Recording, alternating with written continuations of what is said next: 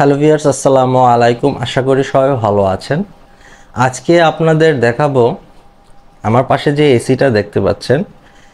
AC কিন্তু প্রত্যেক মাসে অন্তত এক থেকে দেড় মাস পর পরে সার্ভিসিং করতে হয়, এবং এই সার্ভিসিং করতে গেলে আপনাদের বেশ কিছু টাকার খরচ হয়। আজকে আমার ভিডিও দেখলে এসি কিভাবে সার্ভিসিং করতে হয় এবং এটা কিভাবে ইজিভাবে সার্ভিসিং করতে পারবেন, আজকের এই ভিডিওতে এটাই দেখাবো। আর এসি সার্ভিসিং করলে কি হয়, এসি সার্ভিসিংয়ে যেরকম এসিতে মূলত দুইটা ফিল্টার থাকে, এই ফিল্টারগুলো যদি নিয়মিত আপনি পরিষ্কার করে থাকেন তাহলে আপনার এসির যে কম্প্রেসার আছে ওইটা ভালো থাকে। এবং এই ফিল্টারগুলো কি করে, এই ফিল্টারগুলো দিয়ে আপনার ঘরের যে ধুলাবালি আছে এবং নানান ধরনের জীবাণু আছে এই ফিল্টারগুলো দিয়ে বাইরের দিকে আউট করে দেয়। এই হচ্ছে ফিল্টারের কাজ। এবং এই ফিল্টারগুলো যদি আপনারা নিয়মিতভাবে পরিষ্কার করেন এবং একটু সার্ভিসিং করেন তাহলে কিন্তু আপনাদের এসির লাইফ সার্কেলটা অনেক ভালো থাকে। তাই আজকের এই ভিডিওতে আমি আপনাদের দেখাবো কিভাবে নিজে নিজে এই এসিগুলো আপনারা সার্ভিসিং করতে পারবেন, এবং একদম ইজি টু ওয়ে। এখানে কোনো ধরনের স্কিলের প্রয়োজন হয় না। জাস্ট সেক্ষেত্রে আপনার প্রয়োজন হবে একটা টুথব্রাশের মতো একটা ব্রাশ প্রয়োজন হবে। এটা হলে আপনারা সহজেই এসি সার্ভিসিংয়েরটা করতে পারবেন। তো আমি এটা কিভাবে খুলতে হয় এটা দেখাবো। মূলত আমার এটা হচ্ছে ইকো ব্র্যান্ডের একটা এসি, যেটা এলজির একটা সাব ব্র্যান্ড। তো বাংলাদেশ আপনারা যেই ব্র্যান্ডের এসি বলেন, গ্রি হায়ার বা স্যামসাং, এলজি, যেই ব্র্যান্ডের এসি বলেন, এটার এটার যে ইনভার্টার বলেন, নন ইনভার্টার বলেন, সব কিছুরই এইখানের যেই খোলার প্রসেসটা সব এসিরই সেম হয়ে থাকে। চলেন দেখেই এবার কিভাবে আমি এটাকে খুলবো এবং এটাকে সার্ভিসিং করব। সর্বপ্রথম এসির এই দুই পাশে দুইটা নব আছে, নব দুইটাকে এখানে ক্লিক করলে এটা খুলে যাবে। আপনারা দেখতে পাচ্ছেন এই নবটা খুলে ফেলছি। এই নবটা যে কোনো ব্র্যান্ডের এসির সেম একই জায়গায় থাকে, এটা একদম ইজি। আর একটু ক্যামেরাটা ক্লোজ আনেন, দেখতে পারবেন এখানে দুইটা নেট আছে, একটা এই যে দুইটা দেখতে পাচ্ছেন। এই নেটগুলোকে অল্পভাবে ধরে প্রেস করলে এই দুইটা নেট এখানে খুললে চলে আসবে। এই যে আপনারা দেখতে পাচ্ছেন নেট। আর আমার এই নেটটার মধ্যে আপনারা দেখতে পাচ্ছেন কি ধরনের ময়লা হয়েছে, আপনারা দেখতে পাচ্ছেন। তো এই নেটগুলোকে আমি এই ব্রাশের মাধ্যমে এটাকে ওয়াশ করব। তো আরেকটা জিনিস আপনাদের সুবিধার্থে দেখাই, এসির ভিতরে এইগুলো হচ্ছে কার্বোরেটর।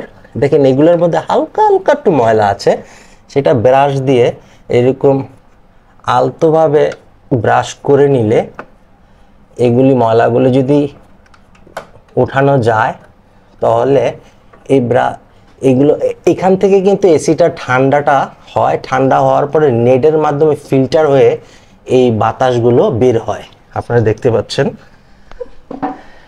এই বের হয়।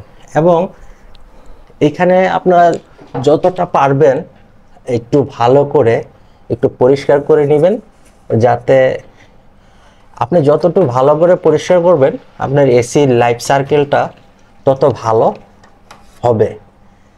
দেখতে পাচ্ছেন আমি এখানে মোটামুটি আমি সবসময় এরকম 15 দিন 20 দিন পরে পরে পরিষ্কার করে নেই, তো সেই জন্য আমার এসিটা কুলটা সবসময় একই রকম থাকে। তো আমি এখন আপনাদের দেখাচ্ছি এই যে আমার নেটগুলোর অবস্থা। দেখেন এই নেটগুলোতে কি পরিমাণের ময়লা লেগে আছে, দেখতে পাচ্ছেন। এই ময়লাগুলোর জন্য আপনার এসির যে কম্প্রেসার আছে, কম্প্রেসারের কার্যক্ষমতা কিন্তু কমে যাচ্ছে। এই নেটগুলো আপনারা কিভাবে পরিষ্কার করবেন, এই নেটগুলো পরিষ্কার করার জন্য এরকম একটা ব্রাশের প্রয়োজন হবে। এই যে দেখেন এই ব্রাশ দিয়ে আপনি যখন পরিষ্কার করবেন এই যে ময়লাগুলো উঠে যাচ্ছে, দেখতেই পাচ্ছেন ময়লাগুলো এখান থেকে উঠে যাচ্ছে।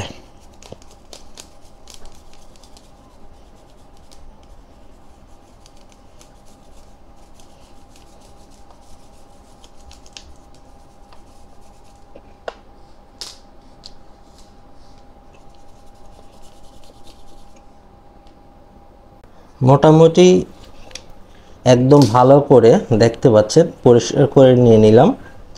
যদি আপনাদের এই নেটগুলোর মধ্যে বেশি ধরনের ময়লা লেগে থাকে তাহলে আপনারা বালতির মধ্যে একটু ডিটারজেন্ট পাউডার নিয়ে সরাসরি বালতির মধ্যে চুবিয়ে আপনারা একদম পরিষ্কার করে ফেলতে পারবেন। এগুলো কোনো ধরনের নষ্ট হয় না, এটি অনেক লাইফ টাইম আপনারা ব্যবহার করতে পারবেন। আমার নেটগুলো পরিষ্কার করা শেষ। এখন আমি নেটগুলো এখানে যথাক্রমে লাগিয়ে দিব। লাগিয়ে দিতে গেলেও একদম সেম প্রসেস, শুধু নেটটা ঢুকিয়ে এখানে আলতোভাবে একটা ধাক্কা দিবেন। ধাক্কা দেওয়ার পর এখানে দেখবেন একটা নব আছে, নবটা লেগে যাচ্ছে। সেম প্রসেস, এখানে একটা গ্রিপ আছে, এই গ্রিপের মধ্যে দিয়ে আলতোভাবে একটা ধাক্কা দিবেন।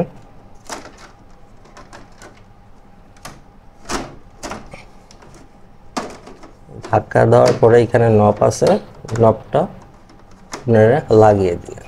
লাগিয়ে দেওয়ার পরে জাস্ট সুন্দর একটা হয়ে গেছে। এখন আপনারা চাইলে এটাকে প্রেস করে লাগিয়ে দিলেন। লাগিয়ে দেওয়ার পর দেখতে পাবেন যে কি সুন্দর লেগে গেছে। এখন যদি আপনি এসিটা অন করেন, আমি এসিটা অন করে দেখাচ্ছি। যদি এখন এসিটা অন করেন, এসিটা যদি অন করেন, এই যে অলমোস্ট অন হয়ে গেছে। এখন যে বাতাসটা আপনারা পাবেন সেটা একদম সুপার কুল, মানে 4 থেকে 5 মিনিটের মধ্যে আপনার রুমটা একদম ঠান্ডা হয়ে যাবে। আজকের এই ভিডিওতে আমি আপনাদের দেখালাম যে একটা এসির কিভাবে নেটগুলো পরিষ্কার করতে হয় এবং মোটামুটি সার্ভিসিং করতে হয়। সো এই সার্ভিসিংটা আপনারা মূলত 15 থেকে 20 দিন পরে পরে করলে হবে, কারণ এটা আপনাদের বাসার কন্ডিশনের উপর। যদি বাসায় বেশি ধুলাবালি থাকে একটু তাড়াতাড়ি করতে হবে, এবং দেখবেন যে নেটগুলোতে ময়লা হয়েছে কিনা। নেটগুলোতে মূলত ময়লা হলে এসির ঠান্ডাটা কমে যায় এবং কম্প্রেসারের কার্যক্ষমতা কমে যায়। আর নেক্সট ভিডিওতে আমি আপনাদের দেখাবো একটা ইনভার্টার 1.5 টনের এসি যদি চলে 10 থেকে 12 ঘন্টা চললে বা কতক্ষণ চললে কত টাকা বিদ্যুৎ কনজিউম করে, সেটাই এবার ভিডিওতে দেখানোর চেষ্টা করব। আশা করি ভালো থাকবেন। আসসালামু আলাইকুম।